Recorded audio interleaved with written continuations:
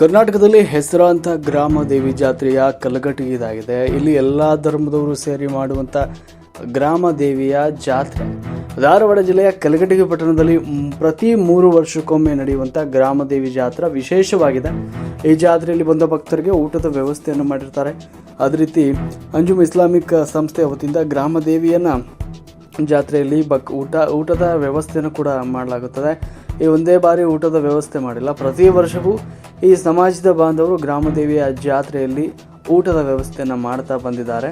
ಈ ಸಮಾಜ ಜನರಿಗೆ ಗ್ರಾಮದೇವಿಯ ಆಶೀರ್ವಾದ ಸದಾ ಇರಲಿ ಅಂತ ಭಕ್ತಾದಿಗಳು ಕೂಡ ಹಾರೈಸಿದ್ದಾರೆ. ವರದಿ ಪ್ರಕಾಶ್ ದುಪದ್, ಮಹಾಯುದ್ಧ ನ್ಯೂಸ್, ಕಲಘಟಗಿ.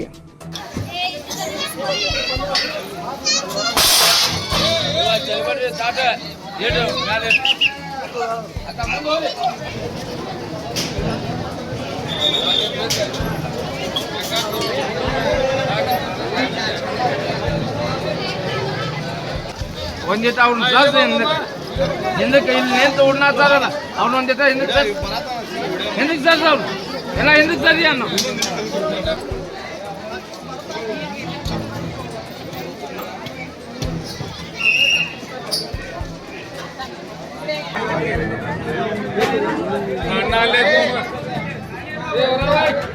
ಅಲ್ಲಿ ಬಸವದೇವ್ರ ಹೊಡೆ ಮುಂದೆ ಕುಂತವ್ರು ಎಂತ ದೊಡ್ಡ ಮಾಡ್ರಿ ಭಕ್ತಾದಿಗಳ